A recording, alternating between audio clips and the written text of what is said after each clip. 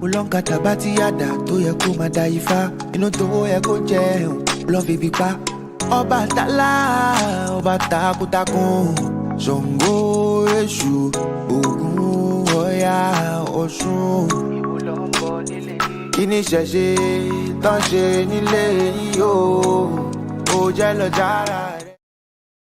Lafayette, peace and power, family. Welcome to another episode of the African Spirituality Experience. I am your host, Arisha Bemi, and we are back, tribe, for another one of them ones, these live streams, man. We back with the Divine Feminine in the building tonight. So before we get started, family, I want to give a huge shout out to all the new channel subscribers, to all the new Patreon members, to all the new channel members. I appreciate all the love and support, man. Definitely shout out to everybody who I have been able to chop it up with this week. That's in the tribe. We'll be back in the Patreon this week for sure. It's been a heavy week off air, but we're ready to get this thing back, ready to get it cracking. And we're going to make it do what it do, babe. We're going to make it do what it do. We're going to make it do what it do.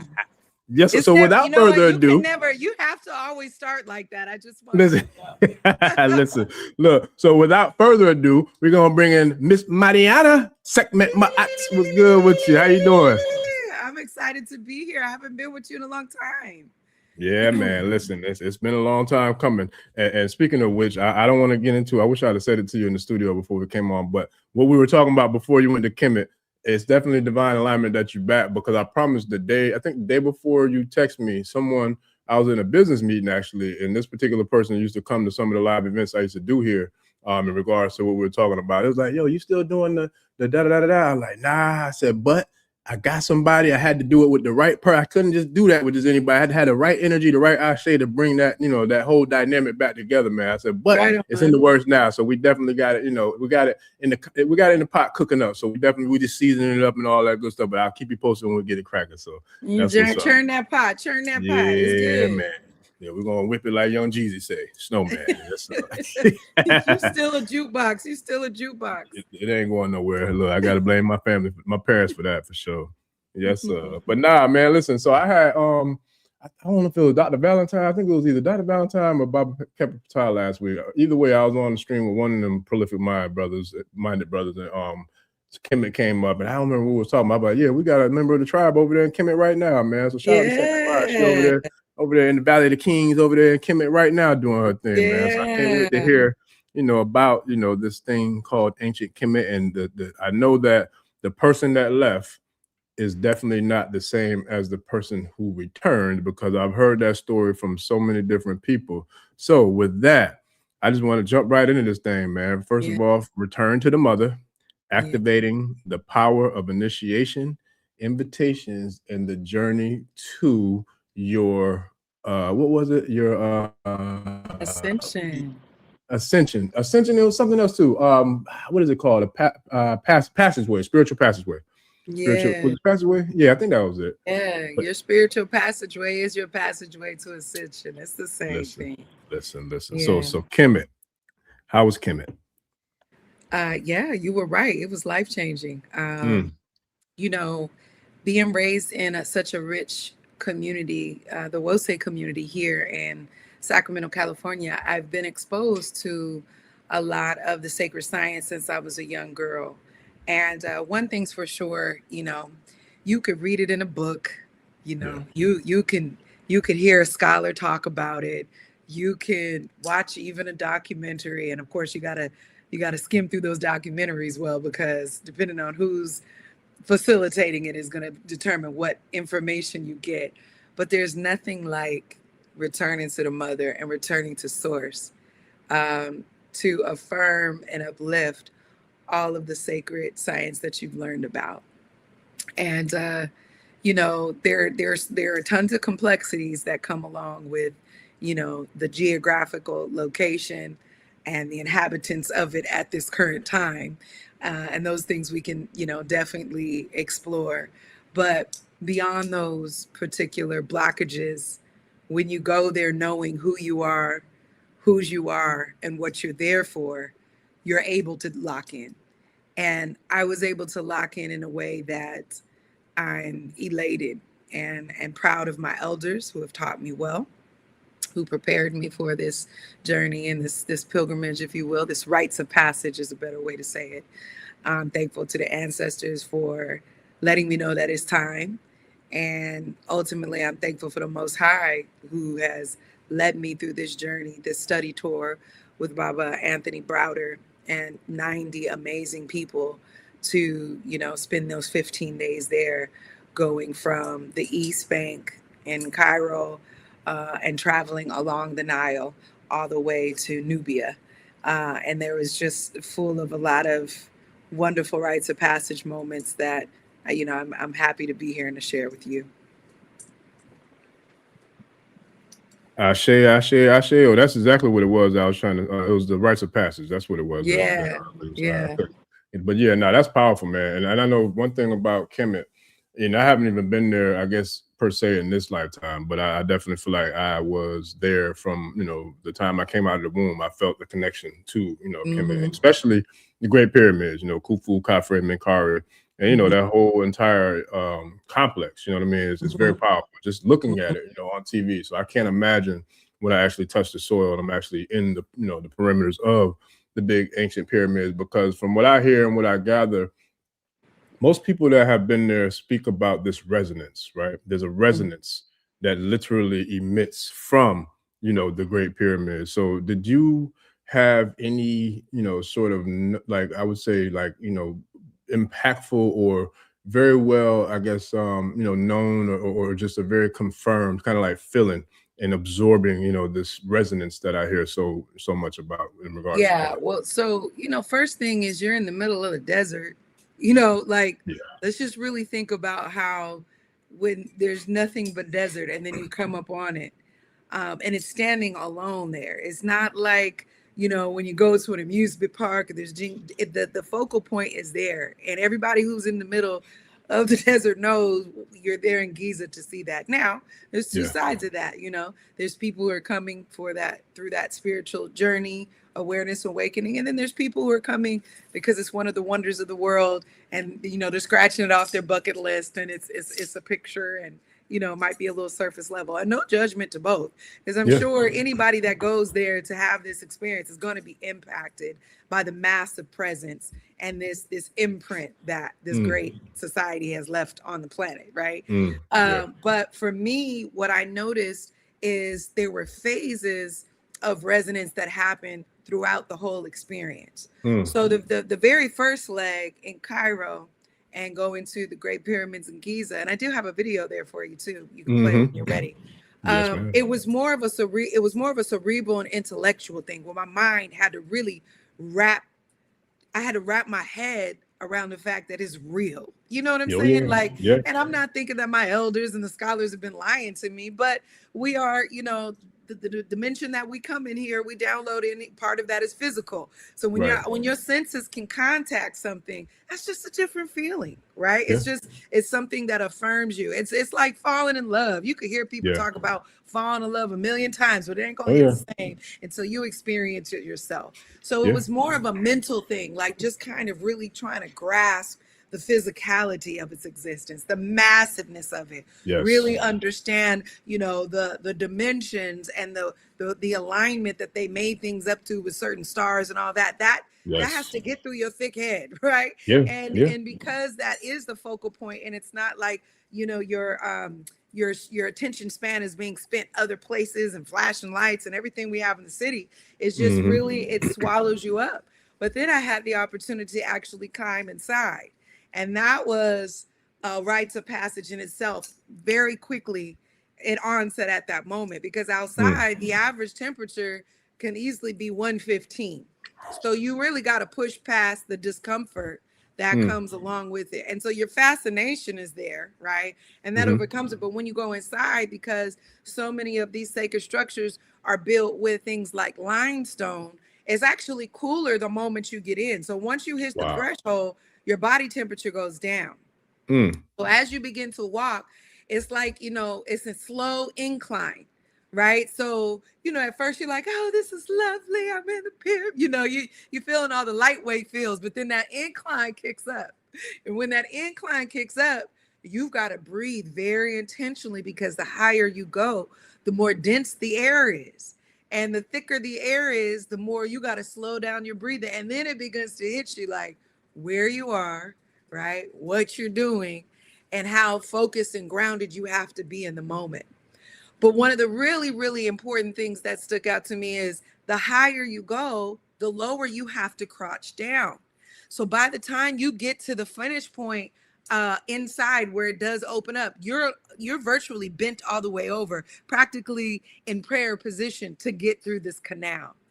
And so on so many levels, mentally, emotionally, spiritually, intellectually, you're having to bow down to climb and ascend to get to that open level. And that's what people call it a pyramid, but the real Kemetic word is a mirror. That's what it's about. These were places that were created to assist you in your ascension to that point into ancestorhood when you make your when you're ascending and making your transition, to the ancestral realm. So going through that act, right, it is a rites of passage itself. So by the time you get to the top point where everybody finally can come out and stand up, there's different chatter in there. Some people, I made it. You feel this, you can feel the frequency in the air of just people having to persevere that walk, because you cannot do that if you're claustrophobic, and you can't do it if you're not in good health. It would be very difficult. It does require you to use all your faculties and persevere. And so I have that video if you want to see. I did, use my phone contraptions, my, Afro technology to capture something. It's less than 3 minutes. So I have that for you. You can cue that and play that. And already, we got time. And shout out to real quick before we go into it, I wanted to give a shout out to Professor Kaba, because last year we had a watch party for his first documentary where he was sharing, his journey in Kemet as well. And he spoke about how going through the, the tunnels and the canals, how it was very challenging, physically to get through it. And, we actually saw parts of him, climbing down into that. And excuse me, and then shout out to Baba Master Yasir Rahotep. I gotta holler at him, man, because he also has come in and shared, a lot of very deep dives into, his experiences within, the pyramids and Kemet as well. We're so blessed to have elders like them in our lives. Man, Baba Kaba was so down to earth. He called me a couple of days ago. He said, I know you've been back a couple of weeks. I give people a little time to decompress. And he just checked on me. He checked on my mind, my heart, and my spirit, and my evolution. And so I'm surrounded by elders who've really been helping me go through a process of decompression so that I can really be present and prepare myself to share with my local community what I've earned on that journey, It's real. It's powerful, man. So I definitely want to give a shout out to both of them, because like I said, I got nothing but that most love and respect for both of them, and the knowledge that they've shared on this platform, and then that they've shared with me off the air too, man. I definitely give thanks to them, for all the wisdom they poured in. So with that, which one of these videos you want me to do up first? Number one, video number one is the Giza Great Pyramid. Okay, cool. Mm-hmm. All right, hold on. Let me get this thing set up. So this was me, my first couple of days of being in Kemet at the Great Pyramids of Giza, and taking that journey upward, and it was powerful. I say. All right, let's get to it. Let's get to this thing.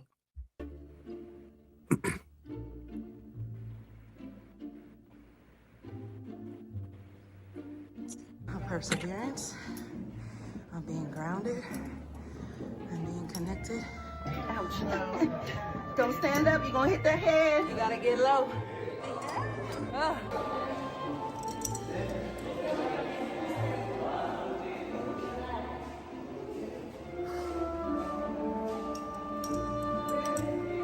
Full of sweat, made it to the highest point that we are permitted to climb. It's very challenging. You literally have to pace your breathing because the air is dense the higher you get. And the chatter you hear is all the people who are happy because they made it. And I think that this is not just sweat, but it's tears. And Baba, I'm so grateful.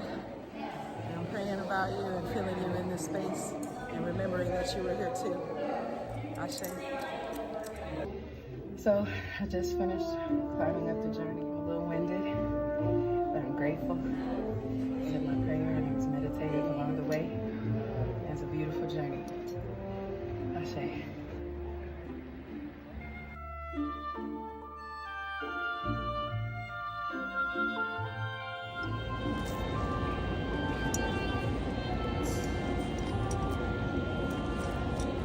Blessings, Baba. I love you. Yeah. So one of the journeys that I had outside of being on the study tour with Baba Browder is that in a couple of weeks, it'll make it a year that my spiritual godfather made his transition. And one of my quests given by his wife, my godmother, Doris Alkebalon, was to take his locks and place them where my heart was led. And throughout this whole experience, I had the opportunity to lay his locks and bury them at the Great Pyramids of Giza, where he has visited. I also gave his locks to the Nile, and then I also gave his locks and buried them at the Great Step Pyramid of Imhotep, who he is named after. So that was a whole nother rites of passage that I had to do for my village's Baba and his wife, and the continuum for our young people to come to see what it is like to have those type of invitations to go on a quest. You know, a lot of us spiritually, when we come here to the planet, we're here to fetch certain things. We're here on a quest and we have assignments. And so for me, that happens often throughout my lifetime. I'm given different assignments, and I'm grateful that I completed that particular assignment. And there were some moving episodes that happened even within me fulfilling each assignment. That's what's up. Ashe. Oh, listen, I didn't want to like interrupt with my foolishness before you finish saying, you know, your piece. But listen, when you got to the point when you said you made it, all I could hear in my mind was, "Made it, Ma! Top of the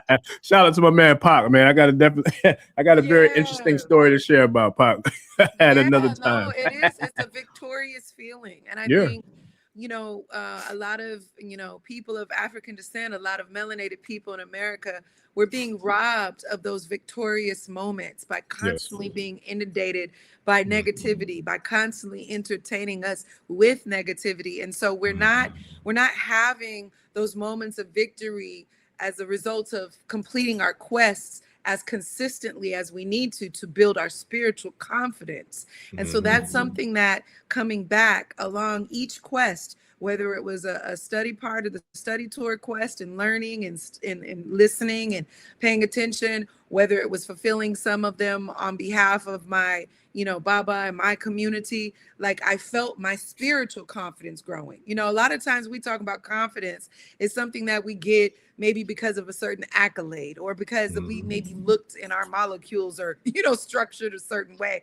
or our muscles or our money, right? A lot of our confidence comes from a lot of the times very external systems that don't care about our wellness. And so when we go on these spiritual quests and we accept these invitations, there's a level of confidence that supersedes it's beyond our fleshly level. It's even beyond parts of our ego that wants to constantly measure things. And so I think that's something that our children need to experience more. And so it doesn't have to be an invitation that means you got to go across the globe.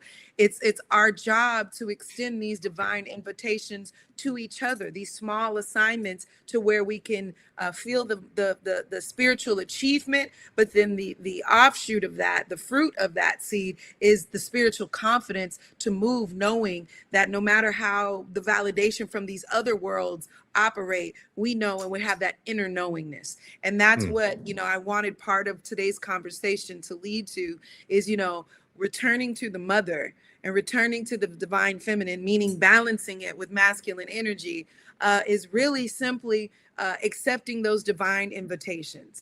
And those divine invitations are going to come with certain signs, symbols, and synchronicities. And if we are fine-tuned instruments and we're constantly doing the work, we're going to recognize the signs. We're not going to feel as lost. When you got good signs telling you which way to go, you're not lost. You're not depressed. You're not anxious about what's coming. When you pay attention, secondly, to the symbols, right? And those symbols show up for us as melanated people, as spiritual beings, in ways that a symbol reminds you of the purpose. It reminds you of what it means. My Adinkra symbols that I have, they're brands to remind me of certain valuables, principles and morals that are they're non-negotiable. And then lastly, when you are really surrendering to the divine invitations, there's certain synchronicities. You know how sometimes things happen, you're like, it was meant to be. Oh Oh, yeah, I didn't even have to try. It just fell yeah. into my lap. It was perfect. It was seamless. I didn't have to, it sunk together. Those are the things that you want to look for when you are ready to take divine invitations, is take heed to the signs, the symbols, and the synchronicities that will come from nature, that will come from dreams, that will come from elders, that will come from children, that will come from messages as you nurture your gifts and your talents. So I really wanted to make sure that first half is really making sure that we pay attention to those divine invitations. Ashe. I say, oh yeah, no, that's powerful. And and it's amazing that you say that, because I promise I had probably, I want to say like 3 different phone calls in the last 2 days between yesterday and today, that whenever I reached out to whoever I was calling, it was like, yo, that's perfect timing. Like, you hit me just in time. You know what I'm saying? Like, I can't believe that. And one of the brothers, I actually called him, I think this was today. And he was like, yo, that's crazy. He was like, I literally was just picking up my phone to get ready to text you. You know what I'm saying? Because I had to meet him for some furniture. And then he was like, and then as soon as I pick up the phone ringing, and it's you. I was like, bro, I said, and it just happened like not even maybe 30 minutes before I called him. Another brother I called right before him said the same thing. Like, yo, there's been a lot of that going on. There's been a lot of divine alignment, a lot of synchronicity, a lot of, very, very powerful. I feel like just magnetism, bringing things, bringing energies and entities and, people together in the right divine time. That's real. Flawless. That's real. And what's so valuable and important about this portion of the conversation is really making sure to pay attention to the caveat that it says divine invitations, not just any invitation. Because the world right now is giving you invitations to get pulled into different thoughts and feelings and habits and behaviors and frequencies. Everybody's giving you an invitation for your attention, right? They want your attention before they want your money, because they need your attention to get your money. And your money is not always monetary things. It's the things that you have value.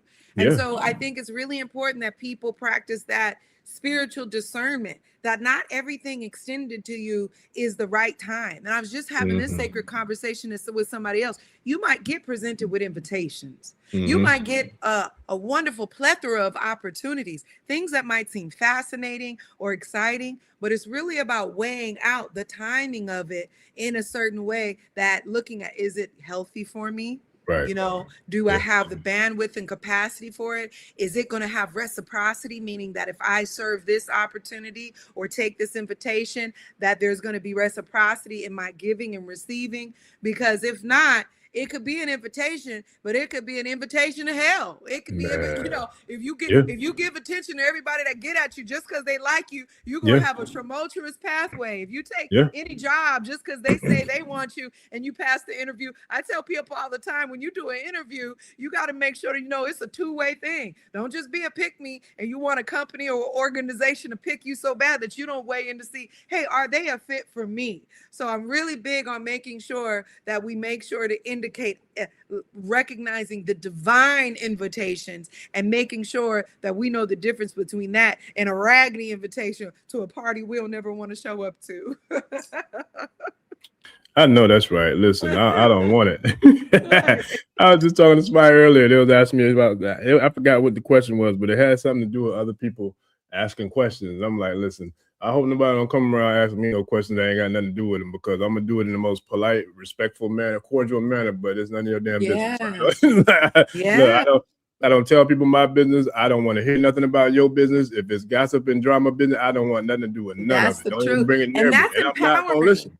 It's empowering to not fall for the okie doke. You ain't been drain me with that liability behavior. And people will make you feel crazy when you don't take the invitation to some bull. You know what I'm saying? Because the majority around you might be engaging in it. The majority around you might be entertained. And even if they don't like it, they're still giving it energy by, fussing about it 24/7. So a lot of what I'm trying to do right now is make sure that just because somebody extends an opportunity or invitation, I have to decipher whether it's something that I want to engage. And Facts. that can keep you out of so much trouble alone that you stay on a more righteous path because you know when to say, oh, hell no, that's not for me.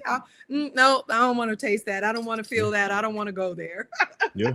No, that's real. Yeah. And look, and my favorite line to that is that I haven't figured out everything on my plate yet. And God willing, the day that I do figure it out, I still ain't taking nothing off of nobody else's plate. I'm gonna put something else on my plate that I want on my plate, and I'm gonna try to figure that out. But I don't want nothing to do with none of that. If it ain't got nothing to do with something, man. It's funny because sometimes I'll be around people, and not too many people. It doesn't happen as often, but I've been around people, and they'll say, "I'm bored," and I ain't never had a bored moment in I don't know since the 1990s.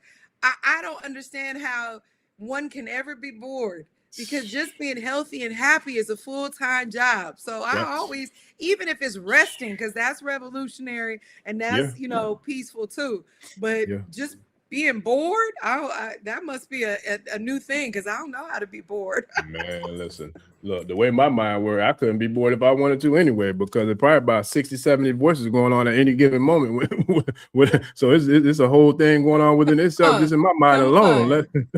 And you know what the old folks say, idle mind is the devil. So I'm sure that the powers that be love for you to be bored. That means you're not engaging in your gifts. You're not engaging in your blessings. You're not managing and doing the things you're supposed to be doing. That's a full-time job. You're trying to eat halfway decent, trying to get some movement in, trying to cultivate stuff, do your work, do your chores. Shoot, that's a full-time job. Look, it's a full-time job just staying alive, straight up. You like that within itself. I ain't even talking about work. I'm talking about just staying alive. It's a full-time job. That's right. It's a full-time job. Poison in the water, poison in the air, poison in the food, poison in the media. It's poison everywhere you turn around. Some damn poison trying to get you. So it really is a hard time. Part of activating and accepting, I'm glad that you said that. Part of accepting divine invitations is what I'm learning is refusing to be hyper focused on those negative things, because that's half the battle right there. If they can get you, I got some loved ones, I ain't gonna say no name because they might be watching, but sometimes you pick up the phone and the first thing they do when they pick up the phone, the first thing they do is they talk about how the conspiracies are going down, how, all the negative things that are happening.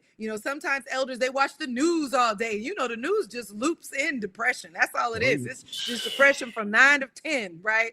And then, or, the saddest, scariest documentaries. Now, don't get me wrong. I've engaged in my share of climate awareness and political awareness, but I got to make sure to keep my mind sane, because if I loop that information and that thought and that frequency, of course you're going to have anxiety. Of course you're going to be depressed. Of course you're going to abandon your assignment because you're so busy, just overwhelmed. Like Thriller is just going on in your mind 24/7. And part of accepting my invitation is not focusing on what's wrong. It's me focusing on what I'm doing right for my body, my heart, my soul, and how I'm going to do right with those things for humanity through the Creator. If I'm doing that, I ain't really got much time to be depressed. But the moment I start focusing on that too long, it'll tear me up and I'll just be sad. Sometimes you just wake up feeling sad. That's sometimes the frequency of all of this madness around us. So we got to combat that. We got to be spiritual warriors in that, right? That's facts. Yeah, that's real. And excuse me, shout out to Yema Yafe. I actually was on her podcast last night as a guest. It was a dope show, man.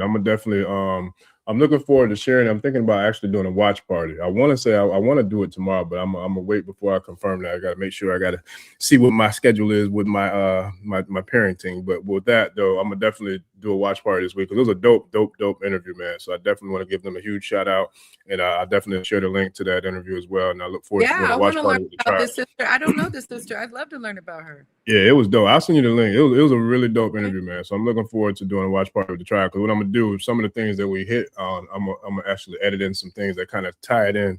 Excuse me, that gives a visual, component to it as well. But it was a powerful, because it was about the path and it was about, the journey into E5. But just the way the questions were given and the way Spirit was on me, it was dope because we hit a lot of things and clarified a lot of misnomers, a lot of, misinformation that's out there. So it was a very powerful interview. So I'm looking forward to sharing it with the tribe on our channel as well. Nice. Excellent. Excellent. Yeah, man.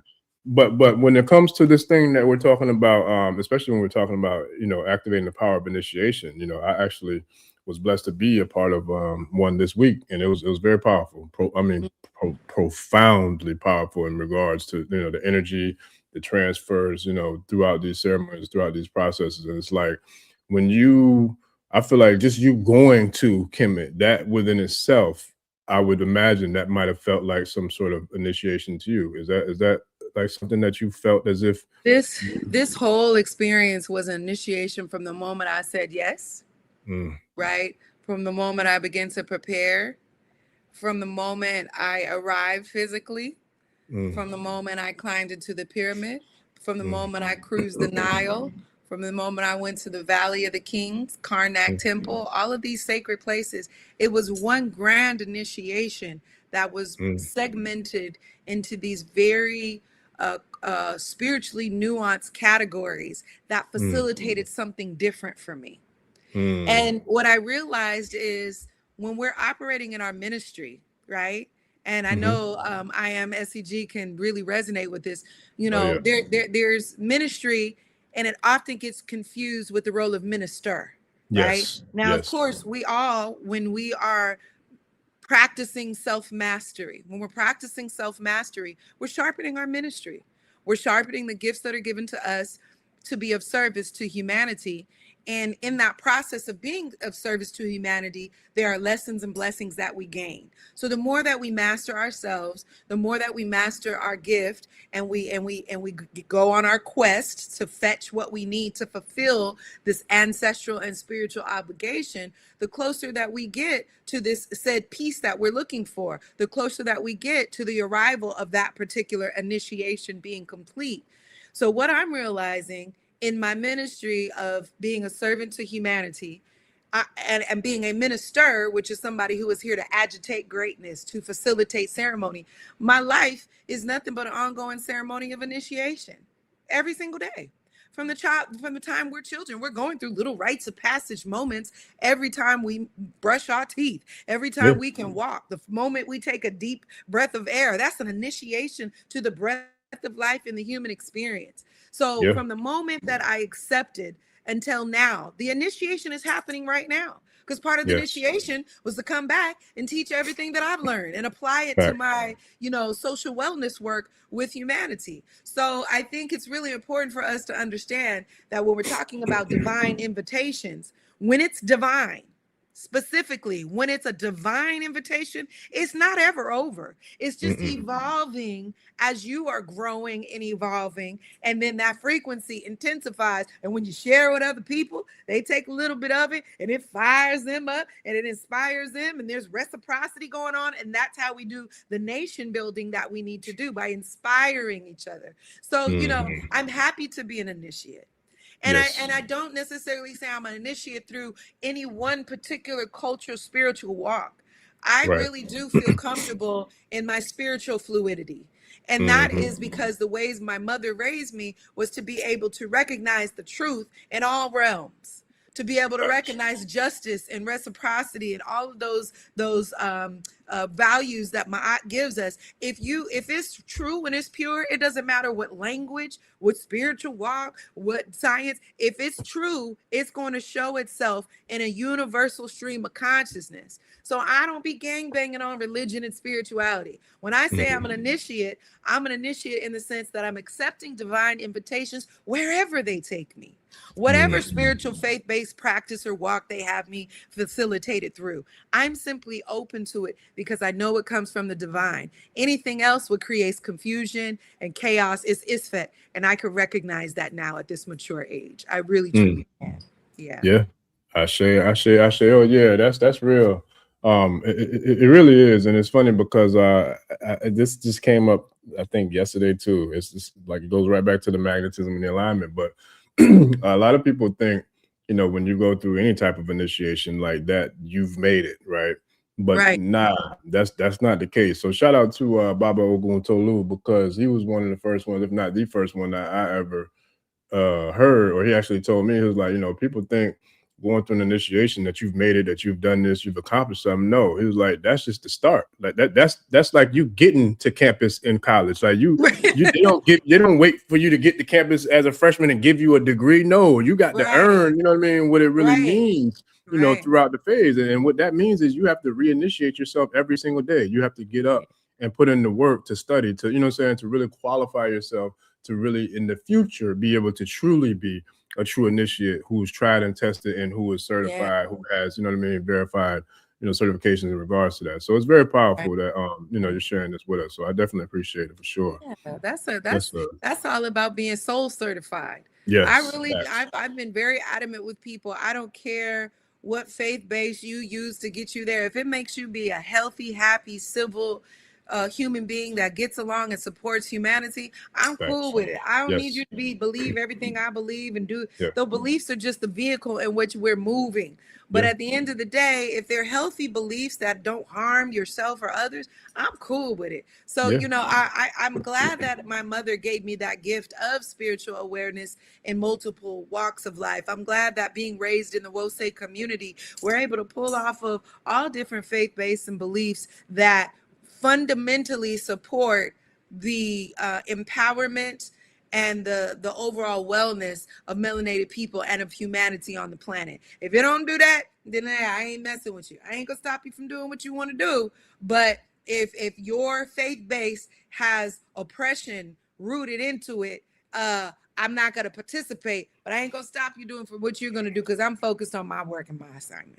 Man, listen, well, you sound like you giving some of the same exact answers I was giving last night, because that's literally where some of the direction of the show went. Because I said something almost identical to the effect that it doesn't matter to me who you pray to, who, you know, what religion you're in, none of that. Because at the end of the day, we're all children of the Creator. We all have the right to believe in, to worship, to, you know what I'm saying, practice whatever spiritual system we so choose. However, just show respect to other people if they have a different spiritual tradition than you, if they have a different spiritual practice than you, if they have a different approach to their spirituality than you, because just because you have this or that doesn't make you any better than anybody else. You know what I mean? I feel like that's where there's certain sects of religion that a lot of people, or not say a lot, but some people kind of have this snob, like my religion or no, you know what I'm saying? No way. It's my way, no way. Like if you're not in the church, then you are shunned to hell, or you know what I mean? And it's not just the church either. There's a lot of other cultures and traditions too, where if it ain't their way, they feel like, you know, you ain't it. Like nah, and when we hear that coming from any personal place, we need to be able to decipher that that's not the spiritual walk or the religion itself. That's the colonizer within it. That's the colonizer within it. So anytime I catch people, and you know, there was a couple of really awesome podcasts and things that I used to follow because I used to like it. And even though it wasn't necessarily my one particular faith base or whatever, I could still appreciate it. But they started having guests on, you know what I'm saying, that would start dogging out the conscious community, or, you know, making a fun of somebody. There's just certain things that you don't do. You ain't got to believe it. You ain't got to practice it. If you want to damn somebody to hell because you think you got that superiority complex and that colonizing mindset where you even have the power, the fact that you think you even have the power to damn somebody to hell, right? But when you get to doing that, then that repels me. Because that now you don't sound like a person of God with a particular faith walk. Now you sound like a colonizer who has empowered themselves the ability to tell somebody where their soul is going to go. And if you're busy doing that, that means there's something tarnished in your soul. I can't deal with that. So, you know, for example, being in Kemet, there's still a lot of political things going on. And one of the main things, if you realize and you're conscious of it, is that it's run by its most recent colonizers. It's run by the Arabs. And a lot of the negative propaganda that's put out against people who are claiming their melanated African roots of Kemet and that wisdom and that knowledge and that lineage comes from a lot of that particular community in which wants to maintain political and financial and religious structure, maintaining that power. So I'm going to say that, and I'm going to leave it there, only because I'm not here to pretend that when you take a divine invitation and when you take heed to those signs and those symbols and those synchronicities, and then you move into initiation. It doesn't mean that it's going to be all butterflies and roses. Sure It doesn't don't. mean that it's going to be your sweetest flavor of fruit. When No. you're going into and you accept a divine invitation and you begin initiation, there are certain types of sacrifices that come with that. Now, in some, it might be a more physicality, some an animal, a fruit, a vegetable. There might be something, offering sacrifice. They're both one and the same, right? But sometimes those sacrifices are discomfort. Some going into that pyramid and going through that ascension ceremony, if you will. I had to bend over. I had to be my heart had to be to my knees. I had to breathe slowly. I had to focus. It wasn't comfortable. I didn't just get rolled up there on a magic carpet ride. There's a level of discomfort that comes sometimes with ascension. It's just like when you get on an airplane and you go into another little baby stratosphere or whatever. There, you might get a little dizzy. You might get a little lightheaded. You have to be willing to allow Most High to now take you where you're going with the level of trust in that ascension. And you might not necessarily like it. You might not like having to leave behind certain friends and family that are keeping you distracted in a space of suffering from your ascension. You might not be able to feel comfortable with losing a certain job or a certain relationship. You might not be comfortable with a certain quest that you're assigned to because it's going to take a level of focus and discipline and patience. But that doesn't mean it's not worth it. So when I was there, we did have some certain blockages that was happening, if you know what I'm saying, trying to prevent these conscious Black folks coming and meeting up with Nubians and Kemetic people who understand and know the root and haven't been brainwashed. They don't want that. They don't want that. And our Baba Browder did an excellent job of maintaining that Shango spirit when it was necessary to make sure to maintain order and civil nature, but also to make sure that we ain't no punk and we get what we need to get out of the rites of passage that we were there for. So we had to deal with that tension. We had to deal with that surveillance. We had to deal with those things because that's the reality of what that particular government will do to you based on you not just coming there to, sensationalize the erotic, exotic mystery and take your pictures at the pyramids and go. If you really don't go in there for an invitation for initiation, they watching you because they know how sacred that space is and they know how powerful you are and they know what can happen if that unity happens. So I just want to remind people that once you take that divine invitation, and now you have to begin your divine invitation. The first thing that has to initiation, the thing is you have to be in alignment. And being in alignment don't mean it's comfortable. Doing downward dog ain't comfortable if you don't never squat or stretch. I'm doing my stretches tonight. You know what I'm saying? Keeping your body in capacity, your mind and your heart at capacity. If I wasn't healthy enough to get through that pyramid, I wouldn't have had that experience. So being in alignment is making sure that you're as healthy as you can in as many areas as you can. So when that initiation comes, you can fulfill that quest. You can fulfill that duty. You're not too scared because mentally you prepared to know ain't nothing scary in here. Ain't nothing spookish in here. Your ancestors made this and left it for you. Get that scary stuff out of your head and go down in beneath this tomb in the Valley of the Kings and see what they got for you. You know what I'm saying? So alignment must come first. So alignment means you have to be open and prepared for the assignment. Then that's when the assignment starts. The assignment don't start with the alignment. Alignment is you just preparing yourself for the initiation.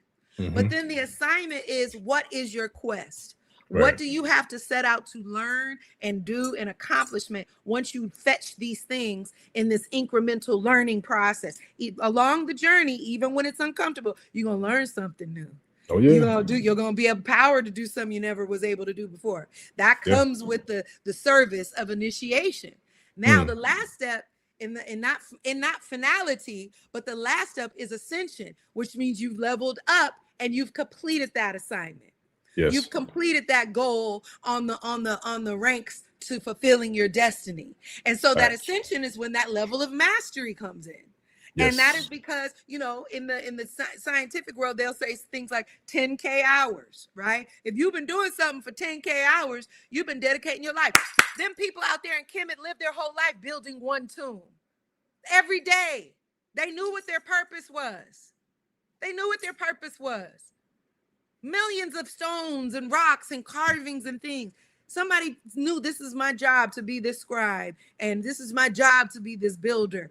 And I'm sure they learned sacred things along the way that they taught to the legacy who has to come behind them, who has that familiar and similar fetching that has to learn from them. And so I think it's really important that people understand, number one, divine invitations is going to come with signs, symbols, and synchronicities.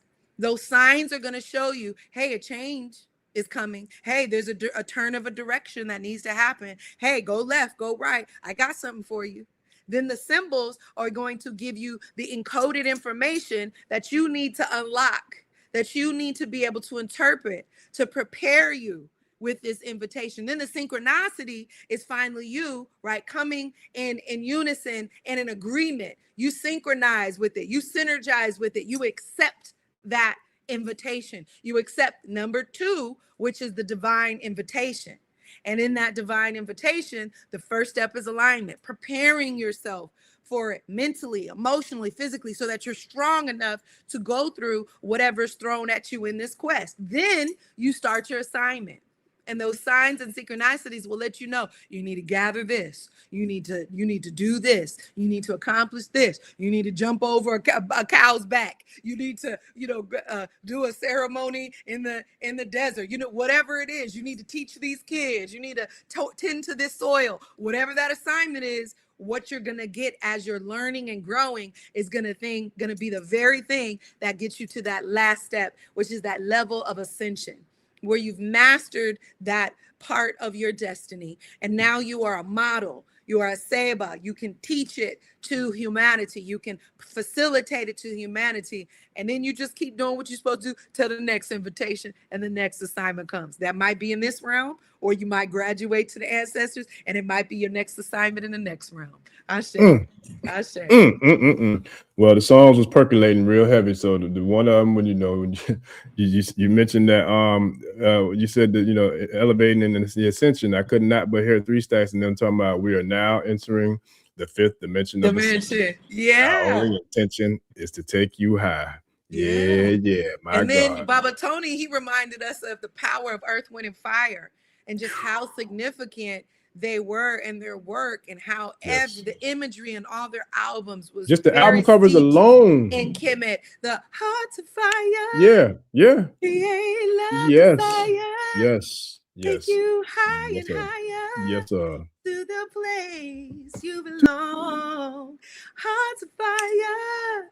Create love, desire, higher, to your place on the throne. He go laid ahead that and out. Get down and get on down with the boogie. Us. That was a group, you know what I'm saying, that really was an alignment, you know what I'm saying, with their assignment. And they ascended a lot of people on the planet Earth, wind, and fire, to the knowledge and wisdom of Kemet. And that ancient civilization from which we come, So I just think that this is a beautiful example that Baba Browder showed us, is when you're in alignment with yourself, it includes your talents. It includes your gifts. It brings you joy. So that way, when you do have the blockage along the way that you got to learn to maneuver around, you got what it takes to get over it. You got what it takes to still ascend. Yeah, no, that's facts, man. And then you hit the nail on the head too when you said that he had to bring out that Kabiesi Shango energy, because we literally just gave birth to a brand new child of Kabiesi. So Kabiesi Shango Obakoso, boy, on the big royal drums, beating things down here and in Kemet. I know that's right. Yes, sir. Bringing that fire on them. That's what's up. Yeah, nah, it's dope, man. So the tribe's definitely feeling it. Some of the tribe members, I think, this might be their first time seeing you. She done been on here about, I don't know, maybe 4 or 5 times. I'm not new to this. I'm true to this. She been. Shout out to Jessica. She's been out here for a minute, Jessica. It might be her first time checking you out, man. I'm part of the team. Absolutely. We have another video. Let's go to. We have 2 little baby videos. So there's another one where we're in Karnak, and this is where a lot of Queen Hatshepsut's Tekkens are. And so it was crazy to walk around. A lot of people know them as obelisk. That's the Greek word. The Kemetic word is Tekken. And she was like all about having the biggest and the tallest, so much so that even other kings was jealous and trying to, you know, build in front of her. And she still had the biggest, greatest monument. She was a very great queen. So, you know, this is me, my first, you know, time being in a holy space that gave honor and tribute to Queen Hatshepsut, and seeing her grand Tekkens filled with the netters. And it's just, it's a quick, easy one, but you could just feel the sentiment of the greatness of all of those meta netters and arts and 2, 3, 4,000-year-old monuments there. I share. We got some dope comments too in the comments. So when we finish with the video, I definitely want to bring a couple of them up, because Raw Fitness Vibe, I'm gonna bring yours up next, because I definitely want to address what you got going on, family. So we're gonna go to the Temple of Karnak next. Yeah. Okay. All right. Let's get it.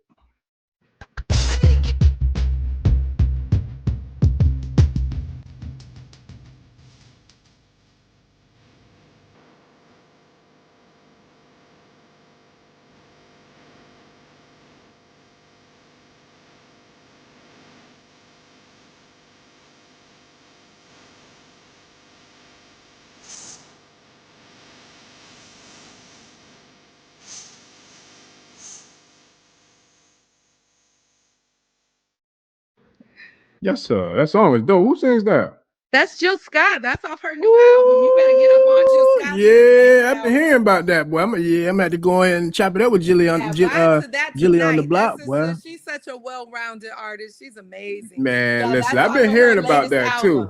Yeah, I've been hearing a lot of hoopla about that. She got a whole track called Ashe on there. Listen, Giving up a Lafayette, all the good. I need to holler at her, but I'm gonna need her to come through and do that thing live, boy. Listen, speaking of that tribe, we got somebody coming too, boy. It's gonna be a little while, but boy, I can't wait to bring that guest on. They're gonna be doing some powerful Orisha music live. I'm gonna wait until we get a little closer to the time, but yeah, we definitely got some dope alignment coming in the future, tribe. We got that. So yeah, man. So I want to bring this up before we go into the next video, because I want to share my little 3.5 cents on it, and then I definitely would love to hear your 7 or 9 or however many you want to throw at that Divine Feminine. But I definitely want to address this because it's a real thing. So shout out to and there's several other people tried that got comments and questions that I started that I'm gonna share as well. So I didn't forget about y'all, but I want to share this one because I feel like it's relevant to where we are in the conversation. So Raw Fitness Vibe says, yeah, I heard something like that on a podcast that I guess the people over there, those culture vultures, are over there saying that we are claiming someone else's ancestors and culture. So the first thing I'm gonna say to that is there's a book list that I probably need to share on the channel. One of them, number one, being Stolen Legacy by Professor George Jim James. And then we can just go ahead, and since we already spoke about him, we can bring up Baba Browder and then bring in the Nile Valley civilizations. You know what I mean? So, and then the list can go on and on and on. But just those two alone is more than enough. Oh, well, let's not forget the great scholar Shikanta Diop, who also created, civilizations before barbarism. So it's so many different powerful pieces of work that have verified, documented receipts of the bullshit that they're trying to portray in regards to these tomb raiders, culture vultures, parasites, plagiarism pastors, you know what I'm saying, or plagiarism masters, you know what I mean? Because all these motherfuckers ever did was steal cultures and steal, you know what I'm saying, the identity of the true indigenous, the true people, the true original people of the land. And when I say that, trace the history and the genealogy. When we're talking about science now, let's go back and let's just pull up some of the, you know what I'm saying, the ancestors that have been, that's been unearthed out of their, resting spaces in order for them to do whatever the hell they've been doing. We're trying to pillage and, culture vulture, our culture. So when it's said that, when that's being said, there's nothing that these particular parasites have ever invented but the damn patent machine or the patent office. You know what I mean? Like they steal stuff and then put it as if it's theirs, but it's not. But they'll paint the picture or the narrative of that because they have a little grip on the so-called media, of the masses of the world. But trust and believe, them pyramids, if you look at the walls, the writing on the walls, there are brothers and sisters who are much more melanated than I am that sit on them walls. You know what I mean? And they didn't have those people on the planet back when those pyramids were constructed. So a lot of it's a bunch of bullshit, but and it is what it is. But we'll share 2 cents on the people who are painting the narrative as if melanated people are not the originals or not the descendants of the original builders of the pyramids of ancient Kemet. You know, right now my algorithm is really lit up because the system pays attention to the moves that you're making in life. Oh yeah. So they'll start to figure out how to cater to whatever you got going on. So being that I just came back from Kemet, a lot of things are popping up, and a lot of things with bigoted people and bots who are very dedicated to doing very negative propaganda pictures, teasing melanated people from claiming this history and telling us we're slaves and we're all these things. And I think one thing is important that has helped me to not stay at a place of anger, but productivity with the knowledge of this, right? Because there's a point where I came into knowledge, and that's kind of the first phase. You're angry, right? But we got to be careful to not let our anger disarm our gifts and our talents and our capacity for greatness. And I think sometimes, yes, we want to regard that, yes, okay, these, you call them parasites, right? I call them degenerates, right? Whatever word it is. But it's somebody that along the human evolution, based off of where they migrated to and what their evolutionary experience was, it came from a space of lack. It came from a space of not having their foundational needs met, which made them go into a barbarian age. And in that barbarian age, what happened to the psyche, what happened to the emotional state, what happened to the physicality was one that became very degenerative.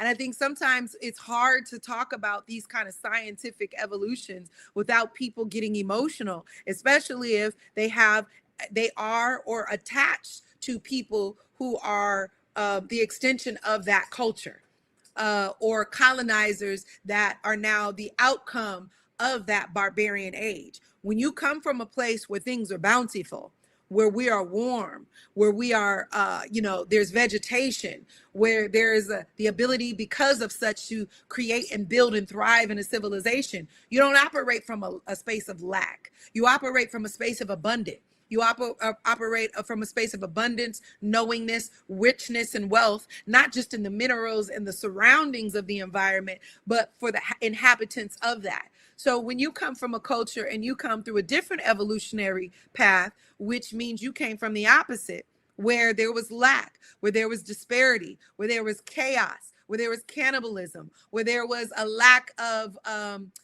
evolution in terms of your ability to thrive and create, you are starting you're no longer advancing, you're regressing in a sense that's even more negative, because as you begin to travel back to said ethnic zones, as you begin to travel back to melanated places and evolve, as you are searching for the abundance, you now want to be at war with those who have outgrown you.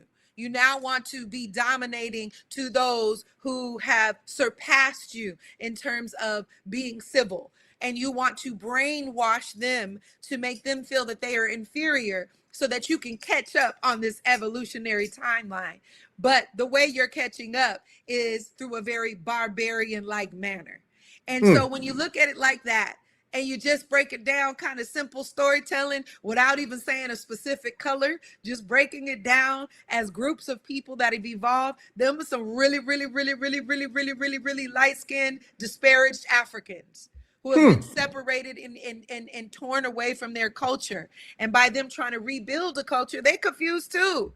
They confused because they hate us because they want what we got, but they mad because deep down inside, they know that's where they come from. So they want to praise and worship it in secret to get the power from it and put it on their money and put it in their Vatican and hide it and praise and worship themselves, but then project it on you and tell you it's Illuminati. They want to project it on you and tell you it's the devil and it's the demon. So they want to get the greatness from it, but they want to brainwash you, anything to keep you distracted while they come back and reconquer what they've been removed from in that barbarianistic way of living.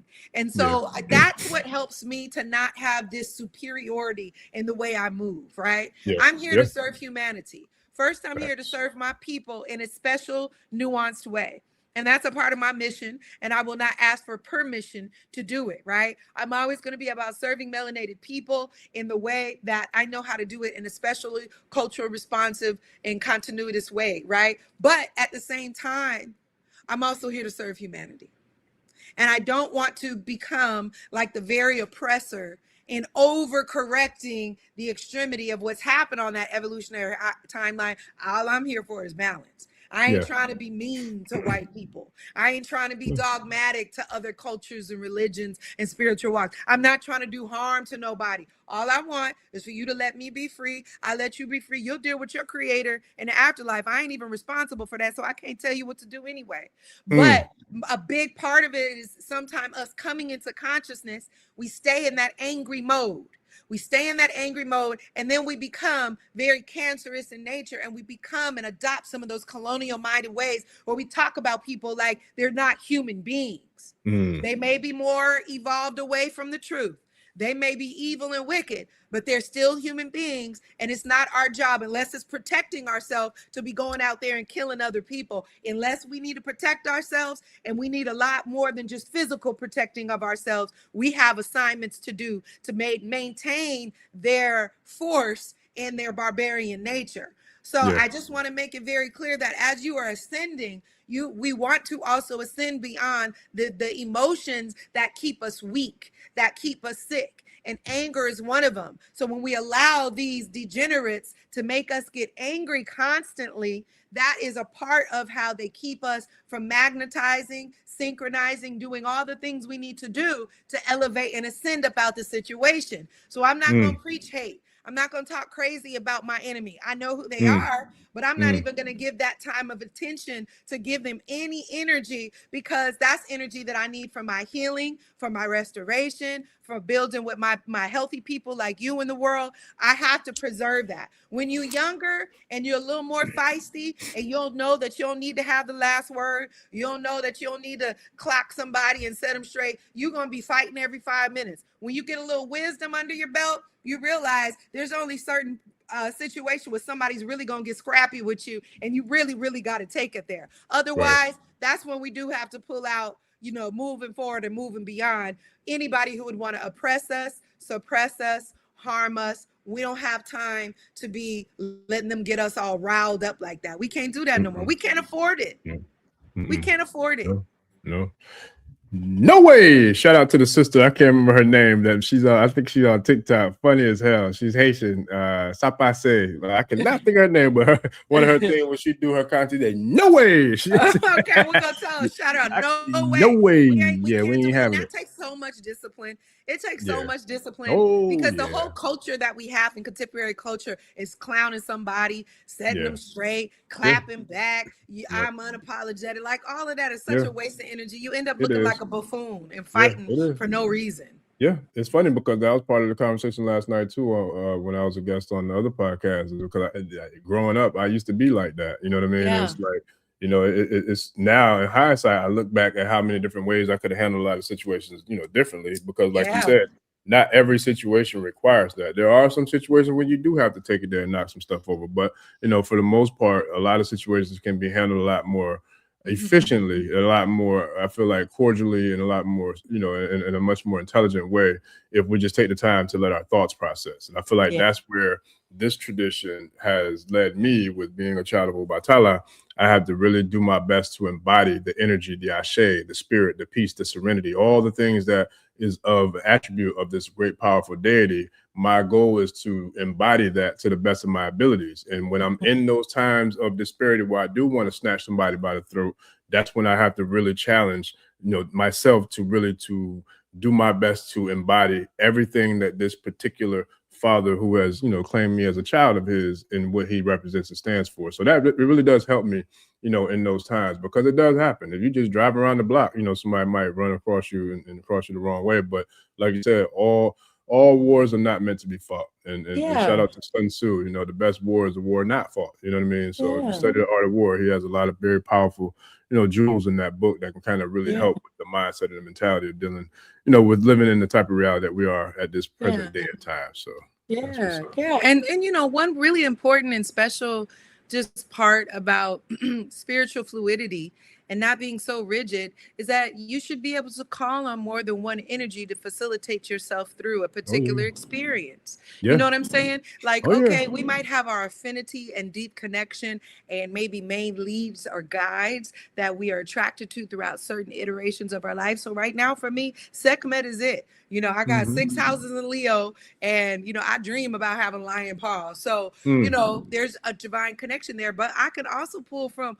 oh yeah, I can also Yes. pull from Yemaya. I can Yeah. also pull from Newt. You know, there's different places where I Yeah. can look to make me mellow my head out Yeah. because Sekmet is strong and she got to learn how to control that thing because that'd be the Listen. death of all humanity right there. You messing with her, right? So young Mm. Sekmet is going to be a little different than, you know, mid-age Sekmet Yeah. or mature Sekmet as we get through our destiny. So I think though it's important to know that we don't have to be so committed to being one way. That's the gift in our melanated experiences. We come in hues and ranges. We have, you know, different hues that we can paint the picture with. So sometimes I might need that blood red, but other times I might need that blue piece. I wear blue a lot. I'm red hot, but I wear blue a lot because that does something for me spiritually. This cobalt blue, it keeps it even out, right? Listen. So a lot of the Listen. times it's important that we pull on different areas to help us regulate and facilitate our energy to what's appropriate for the fetching and the assignment and the destiny work at that time. And once we are really, really locked in with that mastery and timing, oh, you could shape shift in all kind of ways in your fluidity and your energetic fluidity and be whatever it is you need to be to get that frequency flowing. You know what I'm saying? Yes. It's Oh when you're yeah. trying to be something that's not appropriate for the time and place. That's when you get in Yes. trouble. That's when you Yes. mess up. That's when Yeah. you act a fool. That's when you Yeah. hurt somebody. You know what I'm saying? So I'm just trying to, like, in the moment, figure out what energy do I need right now to get through Yeah. this. And sometimes Yeah. that's moment to moment because I be temperamental out here in these streets living in this human life. Listen, Linda. Listen, Linda. Look, and you a Leo, right? Uh-huh. So look, you ain't got the Gemini mind, because look, now imagine that with the Gemini mind. So now that's two. Right, Like, I got to deal with it both. right. And look, most of my loved ones, my closest loved ones in my life, in my family and my friend circle and my love circle is Gemini. Wow. Yeah. So Gemini, you know, that's a certain frequency, that's a certain energy. So it Yeah. doesn't matter what you're looking at, whether you're looking at the netter, whether you're looking at the Orisha, whether you're looking at the Low eyes. cosmological sign, Yeah. whatever thing speaks to you. Again, as we close today, we come back full circle. Signs, symbols, and synchronicities, whatever are the ones that pull to you and connect with you. That's the way that the Most High is trying to get a message through to you. So it doesn't matter which faith walk those signs, symbols, or synchronicities serve you best, as long as you are serving and being of service. Then next will come your initiation. And that's where you'll push through and you'll get into alignment and prepare yourself willingly.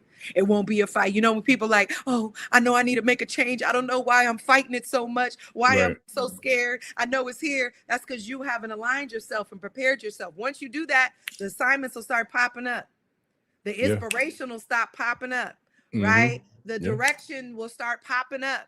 And then eventually, once you follow through, you will ascend and master that lesson, gain your blessing, and be on to the next. Ashe. Ashe. Listen, man, this is, it's unbelievable how many. I swear, it's like it's almost, I could play both of them damn interviews like simultaneously, like, because there's so many. I mean, so many different alignments with some of the same things I was saying last night too. Yeah. But it's powerful. But that's a sign, because somebody, I don't know where the comment is, but somebody put a dope comment. They were saying you could see. Oh, here it is right here. Shout out to Don Coolio Swa, says she's definitely doing and has done the work. She flows with the inner work through her Ashe.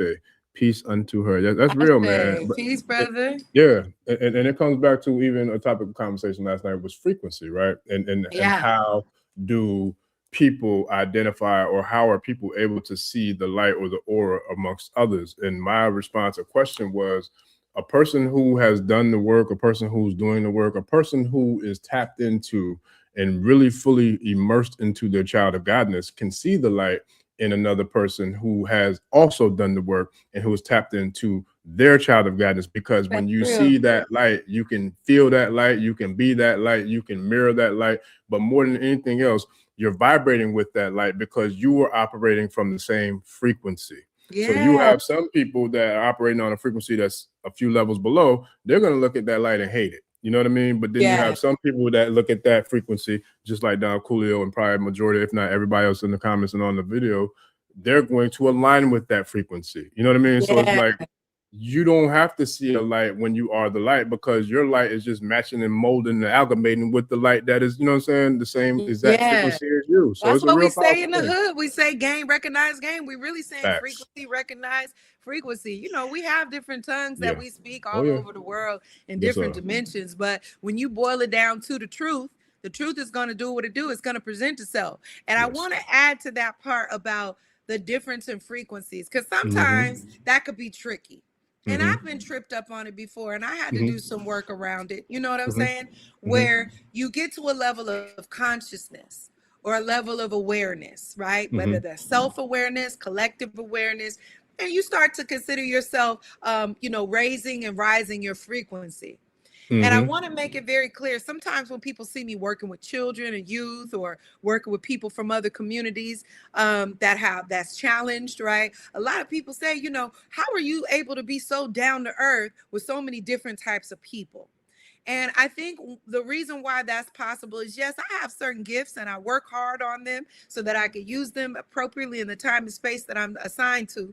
But I think one of them is getting over the superiority complex that could sometimes come without raising the frequency mentality, right? And so if we're not careful, we'll feel like because somebody isn't on our frequency that we can't engage with them. And I think it's important that we differentiate the difference between somebody bringing you down without your permission, or getting your permission and putting you in harm's way in one realm or the other, and then you being able to remember a time where you were on that frequency that allows you to be fluid and movable in your levels of frequency to communicate and lift people with you if they're willing and want to go. That's the difference.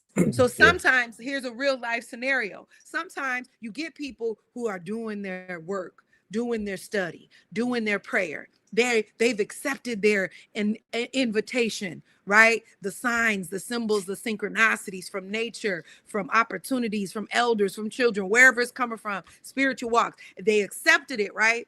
Now they're ready to get on their path. They're ready to do their initiation. And it's time for them to get in alignment. And they can't, because they still kicking it with people that's on a frequency that pulls them back. That's when it's a problem.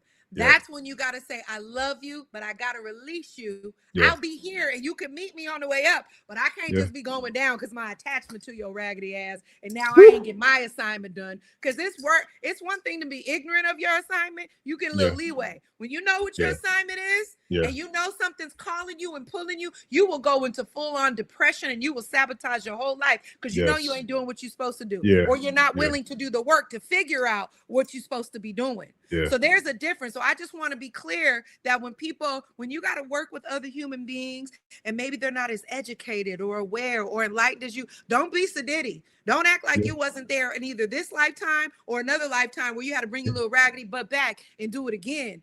And maybe you came here a little bit more advanced. But don't think because you came downloaded here advanced that you still don't have some assignments and that you're above anybody else. Because somebody on another frequency still might have a tool or an interaction or a lesson for you that can help you on your way. It's not, that don't mean you can't have loving, kind, safe, healthy relationships with people, but that's people who allow you to ascend and grow. The ones that hold you back, them the ones that you got to let go. And even when you let go, be graceful about it. Right? They might be mad at you. They'll be all right. They'll be all right. They will understand if you release them to their destiny while you focus on yours. Now, if they ascend, honey, we could be partying in the ascended level. We could do some things. We could build and grow. But I'm not going to not do I got my invitation. I'm not going to not go to my party because your raggedy party ain't together yet. I can't do that. That ain't fun. And this is supposed to be fun. yes. No, that's real. It's so dope, man. I'm telling you, like, it's really dope.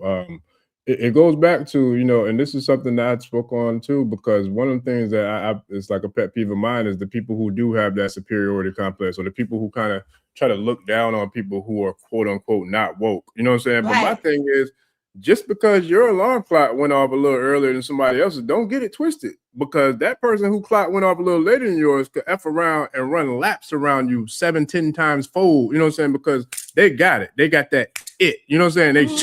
They just can take off because it's already in them. So nobody is above nobody else when Yeah, it that's comes that to ego. right, that part. That's You know that what I mean? ego. Because the And ones we who gotta really bump doing the our work, heads sometimes because that yes, ego. yes. But the ones who's really doing the work and the ones who are doing it for the right reasons, we don't have that. I don't have that. So I can work with anybody. I don't care how much further along. I don't care about any of that, because at the end of the day, I'm still me. And And nobody don't else, get no it matter what you twisted. got or what you do, Somebody can on do another me. frequency might have exactly what you need. Exactly. And that's why and then that goes back to what I was saying about not looking down on people. Because like I said, the Yeah. person you might look down on or sniff your nose to, like think you, that person could go wake up later than you and then run laps around you and take off. You might need something from them in the future. But There because you you were go. coming at them with that, you know what I'm saying, that kind of energy and that kind of BS, they're gonna look at Right. you like, And what's by that you saying? being open to that interaction and engagement, it might be the exact thing that both you guys need to ascend. That part. That's Yeah. a whole nother thing too. Yeah. So, you Yeah. know, I don't care if it's the waitress, the janitor, the groundsman, you know what I'm saying? I Yeah. want to make sure that I have healthy, kind relationship with all humans in different places. Because Yes. this world is for all of us. And I want Yeah. to be all over the world. So Oh, I yeah. take good care of people because I want people to take good care of me. And Listen, I'm at I this know that's age where right. I like being well taken care of. I ain't in no, Yeah. I don't need that. That's too much. No, Oh, give yeah. me all the good Yeah. Oh, treatment yeah. because I Yeah. know I Yeah. love on people good. Yeah. Look. Shout out to the other elder. It was the elder today that took some good care of me. And she was of European descent, but look, she took good care of me, and I was very appreciative. I was in Family Good Dollar getting my humans are candles good and humans. man, listen, getting some work done. And look, she went and got the box for me, and it was funny because I could see the people behind me in line looking like, "Why the hell is she doing all this for this N word?" And I'm like, "Yeah, don't worry about all that." Good humans. Look. I'm like, because she matching this good ass shade right here. That's why she's doing that. And you know what? That's another thing in terms of this frequency, right? Because right now people might be thinking we're talking about within our own ethnic group, right? And maybe somebody being not conscious or religious or religion, not religious. But we could take that to the larger spectrum of when you have to work with non-melanated people. Facts, yeah. Because just because somebody is melanated with locks and conscious and woke on the outside don't mean they're a good human. And just because they're not highly melanated doesn't mean that they haven't downloaded and incarnated here with an ascended spirit and they just got a couple more things to learn through this non-melanated experience. Because I know some people that's not highly melanated and ethnic and look like me and talk like me and they was good humans. So that's something that we got to look at in our hatred that we have because of the condition we're in. Don't block your blessing from humans of other ethnic path of all humankind that might be assigned to serve you or help you. And you so caught in the matrix that you mad at everybody that you rather be around certain people that look like you and they doing you dirty. So I always say good humans are good humans. And when they come into your path, don't let your pain and blockage keep you from giving and receiving, because that might be the very thing that helps you get over that biasness or that challenge of hating a whole group of people. That's important for us to learn when we come to this human experience. Yeah. Well, listen, shout out to Maximum Razor because I was waiting him, boy. As soon as you hit a note, I had to drop it. But and this is a dope, it's powerful because colonizers look like us too. Not all skin folk are kinfolk. No, that is facts. And that's something that ever since I've been doing this work, when I speak to the youth, especially my own, but all the youth, one of the number one lessons I always try to instill in them is like surround yourself with good people, especially when I'm in already, because all black folks ain't good and all white folks ain't bad. All folks of other skin complexions ain't bad. So you really want to operate with good people, because just like what she's saying in that comment, colonizers look like us too. Some of the worst ones look like us. Trust and believe that. You know what I mean? So it's like nobody, if you a colonizer, if you want anybody that's on that bullshit, you know, we don't rock, we don't vibrate with that spirit. And we need to upgrade it. We need to upgrade it. Good humans is cool, but we're gonna upgrade it in this conversation. Are you ready? Let's get it. We're gonna say healthy, safe humans. That's better than good. Because you know, good people could play with good with their, I know people that say they're good persons and they're doing some horrible things to other folks in the light, right? So good, they could play, people could play in your face about good. But let's just say healthy, safe humans. Those are the ones, no matter what ethnicity, no matter what their human experience has been, if they are healthy and they are safe, they are worthy of respect, exchange, shared blessings, and shared abundance. And because, like our family said, all skin folk ain't kin folk. And so we cannot dedicate ourselves to people that are not healthy and safe just because they look like us or share a similar ethnicity. We want to be around and we want to nation with good, healthy, safe people. We're going to do it like that now. That's the upgrade. That's the ascension. Yeah. Look, and I love it. Cheer. And I love it. Yeah. Okay. Well, listen, I know we got to grade to wrap it up because look, we got to get you to get that voice back, man. I need you to get that thing. I know. I went to game night. I went to game night and I was screaming at the top of my lungs. I play games I never played before, so my throat is gone. But we got one more video. We got time to play the last one. Oh yeah. We got time for that. Look, and if you got time, I know really special. Yeah. Okay. And look, I don't want to keep you too much longer. I know we got to get that voice right, but I definitely play the video. And if you got time, there are a couple of questions I would love to bring up. You know, sure, let's do it. I'm not rushing you. Cool. So let's get to that real quick, and then Tribe, the ones who I got several of y'all questions that I'm gonna try. So let me set this one up. This is in the Valley of the Kings, and the living is done in the East Bank. Resting of the body for ascension to ancestorhood, burial is in the West Bank. So we were here in the Valley of the Kings, and when it's a Valley of the Kings, that is literally a valley in which all of those kings are buried. And so you have to go beneath the belly of the earth into these tombs where you see all the netures and the stories and the petitions and the impacts that their lives made on the wall, and they're giving their offerings to all the neters. They're going through their rites of passage and their ascension. So this is a very sacred place. And this is where I buried my Baba's locks at now that he's coming up on a year of being an ancestor. It's also, I had the opportunity to sing one of my songs that I've been learning since I've been in the Wose Kemetic Science community since a little girl. So it's very special and spiritual to be able to not only go to this sacred land, lay my Baba's DNA there, but I was also able to have song ceremony with the song that I've been learning since I'm a 9-year-old girl. So this is our time in Valley of the Kings. Ashe. Oh, and that divine 9 back again. I love it. All right, let's get it.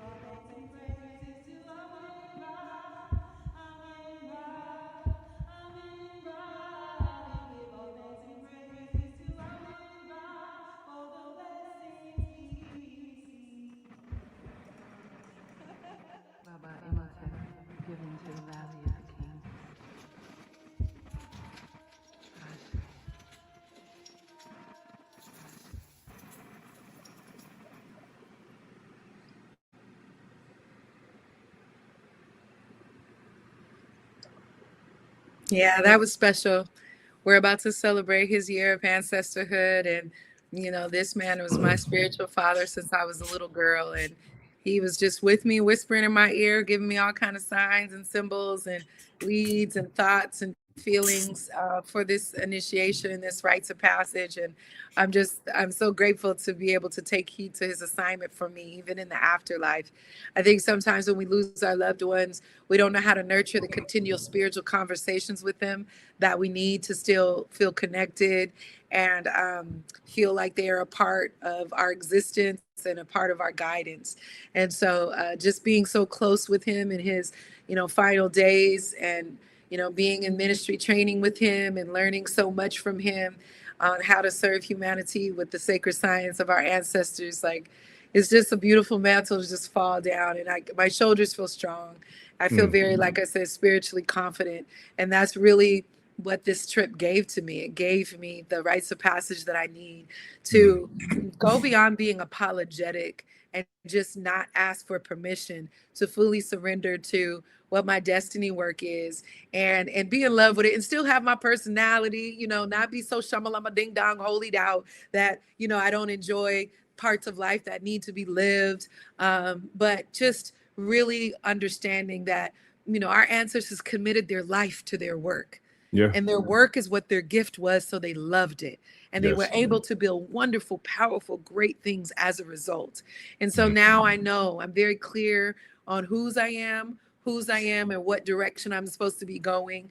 And serving the youth is my main focus, but I'm here to truly serve humanity in whatever ways that we can be socially well in our minds, our hearts and our energy, so that we can really, really apply our gifts. And so, right now it feels appropriate for those who are here. Feel free to go to my website so you can get familiar with the services that I offer in one-on-one personal or professional coaching, and then also with large groups in terms of students and staff, organizations that want to work on their social wellness, their mental health, their emotional hygiene. I just kind of want to be clear in this moment of what my work is, because I've talked about do the work, but it's like, well, they're gonna be like, well, what does she do? So you could go to the website and you can get familiar. If you need my services, I'm a real person. Reach out and let's connect. And if you know of another person that needs even my workbooks that are on the website, there's some wonderful workbooks that you can get there to do some of your work or your self-healing, actualization, level up, ascension work. So, thank you for putting that up, because I know some people are going to copy and paste, and that could be helpful, and they can see it in the playback as well. So please make sure to refer my services other places so I can stay doing what I love to do and get paid for my mission and be on assignment. That's all I want to do. Yes, sir. Yes, indeed. Ashe, yo. Shout out to Jessica, man. I appreciate you. And we definitely appreciate the love and support. Jessica. Yeah, man. So, but yeah, before we get out of here, I wanted to, bring a few questions in real quick. But we definitely got some work to do, and I'm looking forward to, chopping it up so we can kind of start putting some things in motion. So I'm looking forward to the whole, the collaboration, because I know it's going to be powerful. But before we get into that, I said I'm with it. Oh yeah, let's get it. We ready. So I wanted to, bring this up because I'm surprised. It's the first time I think I saw this question for you. But hold on. Shout out to brother our Rob Blackstorm 7. Does the Queen have a YouTube channel? Great video. Hi. Appreciate you for subscribing, family. Welcome to the tribe. Welcome. Look, and see, that's what we do. You got the link up with Bammy over here. Now you get to link up with me. He always has great people on. So I love watching new people, because I'm like, oh, I got somebody new in the community. I can check them out. So yes, I do have a YouTube, and my handle is Miss Mariana 365, and it says refresh on the front.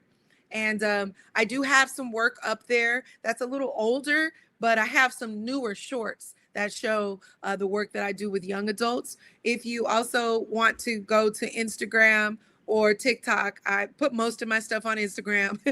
I always joke around. I say Facebook is where your granny at. Instagram is where the auntie at. TikTok is where your cousin's at. But yes, I do have a YouTube. And, recently, based off of some of the work that people have been viewing with the high schoolers, the college students, the young adults, everybody's been really requesting more long play format stuff. And so I told myself, I said, I got to get with Bammy, because he's a master over here on YouTube. And, I have a show up there. It's called The Refresh. And I think I'm ready to bring that back. It's a podcast. I also have a stand-up on there, which is about an hour and a half feature where I do a little bit of poetry because people requested me after 10 years to spit a couple pieces. So I read a couple of pieces of poetry, but then I also have a really nice presentation on like how I came into my journey and, you know, my workbook, Own Your Shit. So if anybody wants some long play stuff, that's me rocking the stage solo. And it's called the Refresh. A lot of my work is called Refresh because that's how I want people to feel after they do a facilitation or a coaching sense. I want them to feel lighter and I want them to feel refreshed so they can, you know, feel renewed and get on to whatever their next step in their work is. So you'll see that a lot in my coaching sessions are called refresh sessions. So yeah, you could go check out some of those episodes on there, but it does look like I'm going to be starting to put more focus on some long play. You know, people joke like, I could watch you teach these kids forever. And I'm 55 years old. This one lady was like, be quiet, everybody, my show is on. I said, oh, that's what y'all like. So I got to give the people what they wanted for something positive, you know? Yeah. But you gotta make it do what it do, babe. You gotta make it do what it do. Yes, sir. Yeah, I already know. But and yes, we do need to get you into that long form. And look, and I'm gonna need you to help me with the short form because that I'm is really definitely good at not. the short form. Listen, And I so we're gonna have used to to be barter. good at the long form, but I started doing the short form so Listen, much that I forgot. And sometimes look. I got to remind myself, I need to get one of those things where it just downloads to everything at one Listen. time. So I ain't Yeah. got to think. Yeah. Well, listen, we could barter, but you know, in the meantime, we definitely could barter. But also, family, Okay. I definitely am looking forward to creating the content creation lab. Is coming soon too. But it's Yeah, just so we many need things that. we got. Yeah, We so I'm need looking that. forward to that, man, because I actually got like I want to say like 3 or 4 people who already, you know, signed up and are in it. But it's like I'm doing one-on-one coaching with them, but I'm gonna bring a whole community vibe to it to really take it to another level because I'm grateful for it. You know, and for me, you know, I started in your space. I started in person doing it in real life, and it was a transition for me to be able to do it here because I'm more comfortable, you know, rocking with the people in person. Like, I like the energy, you know what I mean? Like that's how I move. So this was an adjustment, but I'm grateful for COVID, you know, I'm so made this glad happen. you took your assignment Yeah. because Oh, I yeah. know what it's Yeah. like when you go from being behind the scenes in the community and then you putting it out there now, Yeah. everybody. Because Yeah. look, I Yeah. appreciate for the most part the It wasn't feedback is easy. positive, but Yeah. it is a lot that comes with it. It So sure I'm is. glad Yeah. you took that assignment because you have created a whole Yeah. digital community, Man, listen. and I can't wait. I'm putting in the atmosphere, the conference, the first summit, whatever you gonna want it to be. Because there's a lot of us all over the world that's here with you, supporting what you bring to the humanity. So we need to all meet one day. Listen, no, I appreciate it, man. Listen, and then you know, and there's a few new guests that'll be coming on soon too. That I'm in the talks with, trying to put some, you know, put stuff together in different places. Tribe, if there's anybody out there that has access to nice venues and nice, you know, different cities and states that, you know, would be a great opportunity Let us for know. to do something in person. Yeah, let me know because I'm definitely looking to hit some of the hot spots. Of course, Florida, Atlanta area, Georgia. You know what I mean? You know, wherever really, if you have access to a venue, if you own a venue or you have, you know, access to a venue, that would be a great spot for a Ashe live in-person event. You know, holler at your boy, man. You know, message me on the socials, email me, whatever you need to do in order to connect, because I definitely want to take the show on the road, which we already got some things in the works where we'll be doing that. But in the meantime, let's go ahead and get these questions before we get up out of here. Oh my goodness, there's more questions. They man. I didn't even ask any of them. I like a nosy group. Listen, those were the ones that was in the comment. I had started a few of them too, but shout out to Rob Blackstorm 7, said he just subscribed to all your platforms. Thank you for keeping up the big one, and your energy is potent, guys. Yes, sir. Yes, indeed. Yeah, right on. Okay. Let me see. Oh yeah, I got you down, Bert. I just put it up in there. Let me share it again. He wanted the website. What y'all want to know? Let me pull it. Okay, here it is. Boom. This is for you, brother Vert. And then also, huge thank you for the super chat, family. I appreciate you, brother Vert. And then this was, I think, the first question I started. What is your grounding process? When you ground, how do you ground? What is your process? So I work with the earth a lot, literally. I have a little baby homestead. And so I'm growing all kinds of stuff. Peppers, tomatoes, zucchini, squash, watermelon, cucumbers.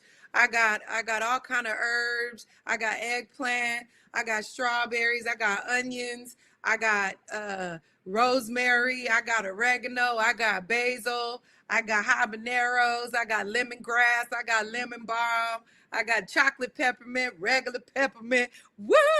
Anyway, to grow all that stuff, you got to be grounded. You got to literally be part of the earth. And so because I'm a very fiery spirit, it's really good for me to have things that bring me back to the earth, right? Because, you know, fire, you get a little hot air blowing, it won't stop. So the more grounded I am and the more connected I am to earth, the more I'm able to work with the fire at the speed and rate that I need to roar. And so working with the earth is one of my most favorite things ever. I love it. I'm turning into the auntie. Remember on what's the name? What was the movie where she was like, right there, my corn gonna go with the old school hood movie, Baby Boy. She was like, my corn gonna be right there, and my tomatoes is gonna be right there, and my little tape. Well, I messed around. I got 8 chickens now. I'm about to get more. Get out of here. So, yeah, listen, the last I saw you. Remember, I just had Big Red. Yeah, Big Red. Yeah, yeah, Big Red. yeah. Big Red. Now we got 7 more chickens, right? So number 1 is literally working with the earth, tilling the earth, and feeding myself and other people with the earth. That keeps me grounded. And I think that that's something that melanated folks are really starting to return to. We didn't want to do it for a while because we was forced to do it for about 400 years. So now we're figuring out, oh, wait a minute, we're the best gardeners, we're the best farmers. We don't let them take it from us and give us degrees and got us in these air-conditioned apartments. We don't know how to grow no food. So now we're getting back to it. So I can't wait to start teaching children about how to tend to the land and tend to animals. The second thing is body work. When I do like floating, saltwater floating, paddle boarding, when I do massage, sweat in the sweat lodge, those things, that really, really, again, keeps me in my body. Since I'm so much into my heart, my head, my spirit work on regular for everyday people, I got to make sure to tether my body and be in my body so those will stay in alignment. So those 2 things are the main things that I do to ground, is serving the earth and working with and growing the earth, and then connecting with my body through, you know, physical self-care treatments. That really, really helps me out a lot. And when I'm really on time with that, and then food prep, not meaning like cooking 15 meals for 3 days a week, but meaning like chopping up my fruits and veggies, having it all stacked up nice and neat in order in my refrigerator. So I'm color coded, and you know what I'm saying? I'm picking and grabbing according to the nutrients and not the taste. When I do that, all those things, they really, really, really keep me grounded in my body so that I'm well taken care of and balanced with my mind, my heart, my energy. I say. Yes, sir. So, and I use a lot of aromatherapy too. I use aromatherapy regularly. So I stay with some peppermint. I stay with some eucalyptus. I stay with some citrus. I stay in the shower doing shower steams, taking deep breaths with the aromatherapy. So yeah, that's one more thing. I forgot that thing. Yeah, listen, now that's dope. And hey, listen, so I wasn't gonna bring this up, but because I see another dope comment from Raw Fitness Vibes, I'm gonna bring your next comment. I'm gonna bring your comment up next, family, because I want to comment on that. But I wasn't gonna get into this story tonight, the one I shared with you briefly before we came on air. But is that behind you? Is that let me see? Is that an elephant ear, or is that a bird of paradise? What you got sitting behind you? That foliage? Oh right yeah, that's I forgot what it's called. It's not like an elephant ear. Birds of paradise. Elephant ear is solid. I forgot. Somebody know what this is. My mind don't yeah, me too. I'm having a brain fart. But listen, Maserati.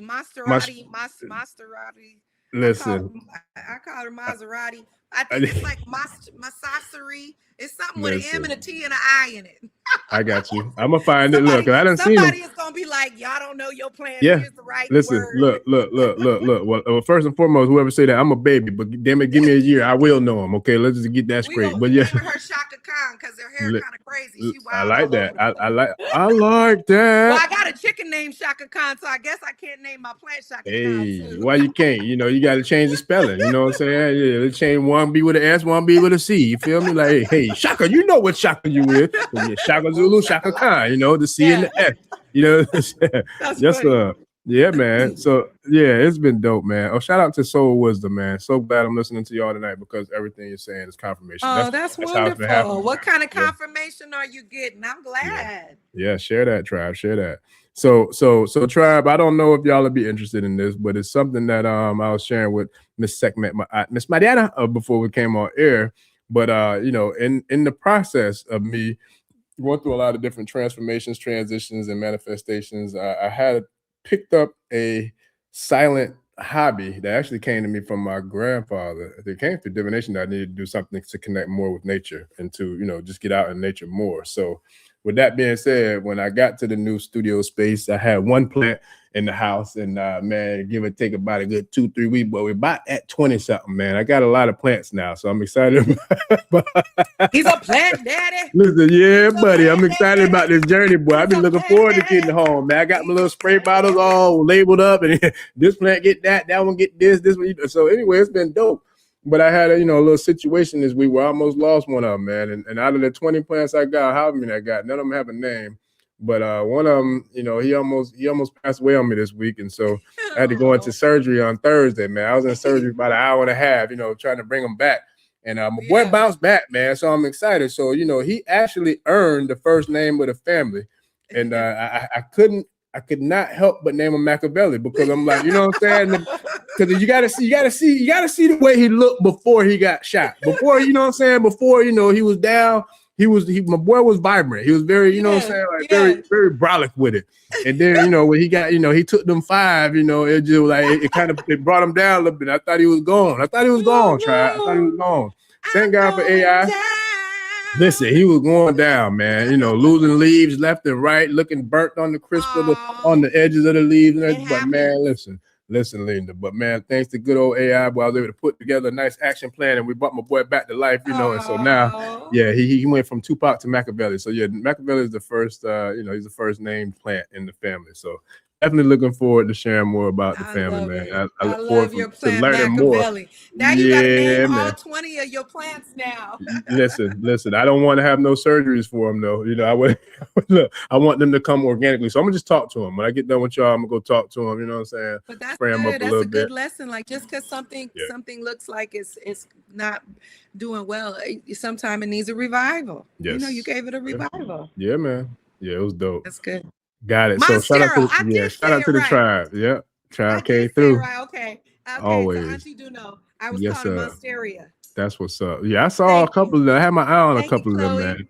I got something similar to that, man. I'm gonna have to share. I'm waiting to get everything laid out, because I'm gonna start sharing content in each space with this, with the plants, man. The plant, introducing the plant family. So, but this was dope. It was dope as usual. Thank you for having me. It was wonderful. You already know. You got such a good community. They say such wonderful things and ask such good questions. Yeah, we got to start having more dialogue. Yeah, and it was funny because I'm gonna share it this week, family. I got a habit that I got to break with saying what I'm gonna do what day, because sometimes stuff comes up to throw it off. So it'll be shared this week, but I can't wait to do the watch party, because it was a lot of love, and the thing about it, the tribe came up. One of the questions was they were asking about the tribe and about the channel. I'm like, yo, the tribe formed itself by itself, for real. Like, I'm just blessed and grateful to be the host, but it literally formed organically. The whole camaraderie of everything that we see in the comments, the love, the support for one another, it's just phenomenal, especially like in the private communities where, everybody really, they be shouting out each other on the show. It's just dope, man. And it all happened organically, but it goes back to what we were talking about earlier as well, is that frequency. When you vibrate at a certain frequency, and then you don't have the ego, you're not looking down and talking down on folks, you're just doing the work. People see that, and real recognize real, like you said, and so the real gonna rock with the real. So that's what it is here with the tribe. So shout out to y'all, tribe, because I definitely appreciate y'all. Shout out to all your real ones, your Ashe streets. Welcome to my world too. Thank you for sharing with me. And you're welcome over to learn about the things I share.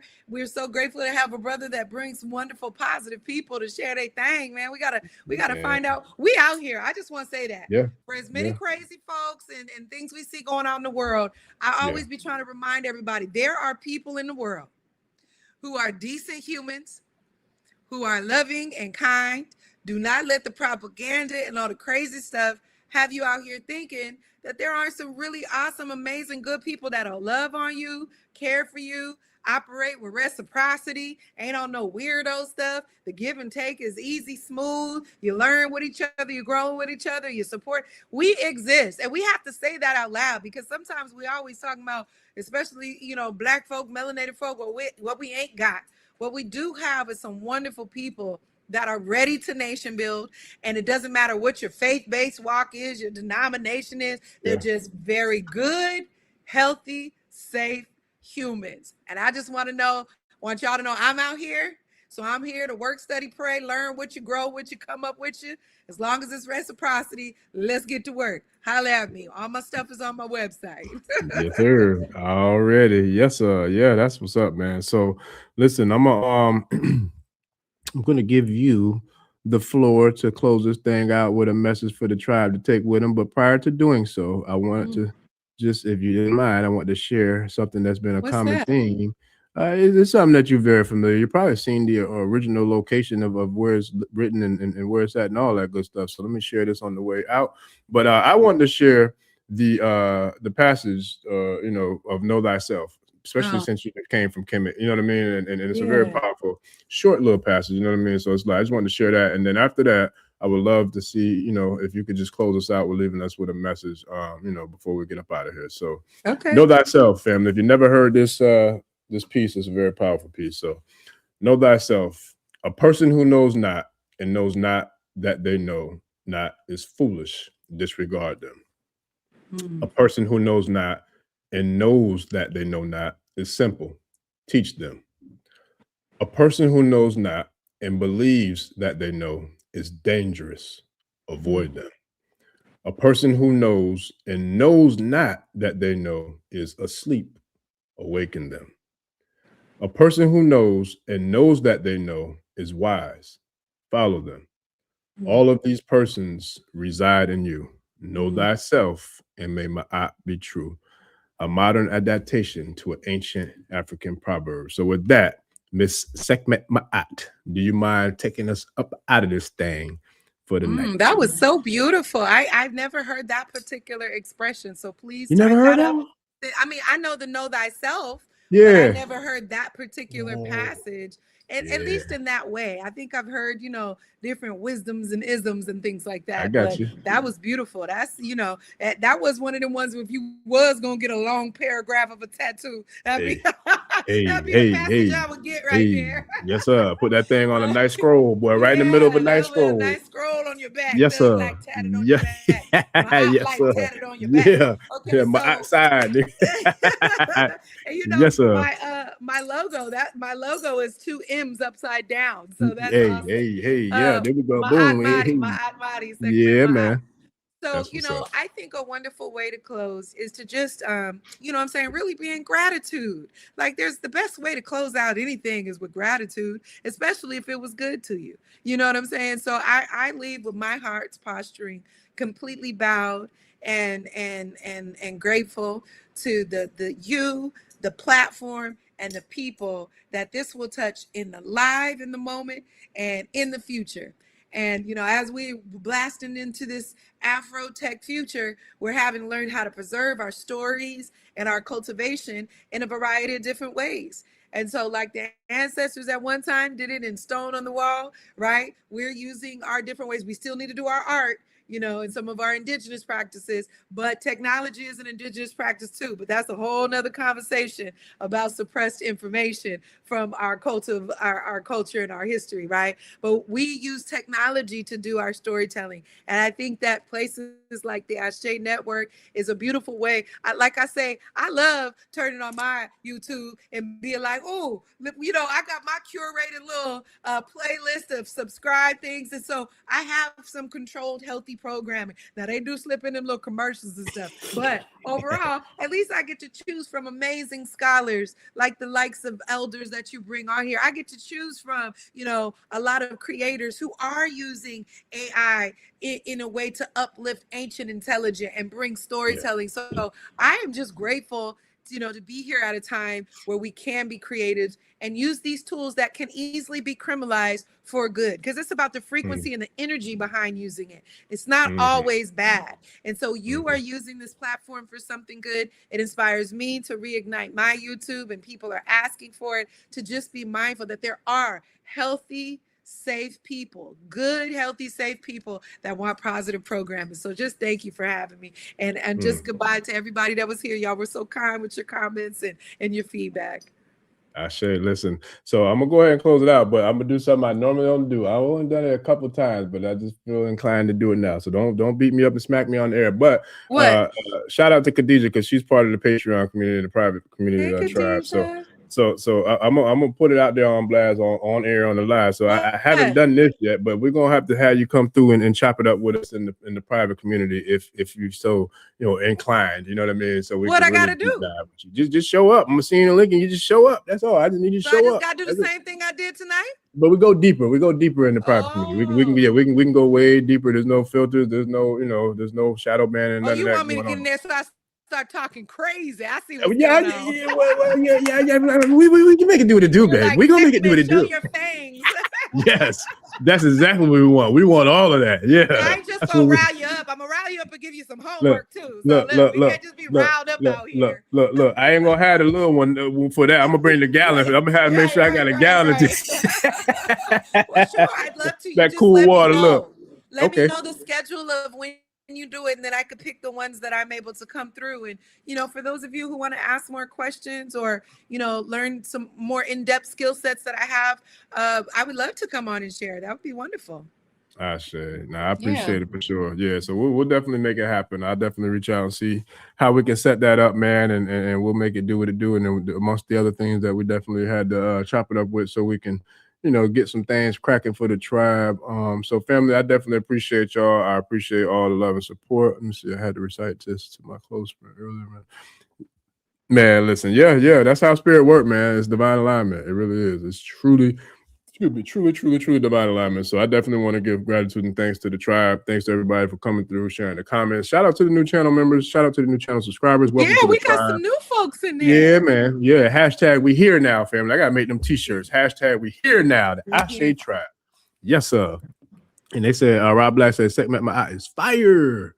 That's what's up. So yeah, man, I appreciate y'all, family. I appreciate you, Miss Sekmet Maat. I appreciate you sharing all the jewels, the videos from Kemet, all that. Shout out to IMSEG 13 came through and showed love. We appreciate you, and I definitely look forward to getting her back up in these Ashe streets, in the very near future. So we got a lot going on, a lot popping, family. So with that, thank you for all the love, the support, the likes. Please don't forget to like, share, subscribe on the way out, family, and we'll see y'all on the next episode. We are out. Peace. That's good juju, man. Yes, sir. Later, brother. All right, peace. We made it do what it do, babe. We made it do what it do. You always gotta say yes, that. Yes, sir. All right, we out. Peace. Ẹni tó gbàgbé ilé ṣàpò ìyàgbọ́ tẹ́ntẹ́ ní takisá ní tàtàn ò bá padà sílé anítìjàkọ ẹja lọ pé eégún mo ṣe ní gbẹ́rẹ́ ìpàkọ́. Forsake not your ancestors and praise your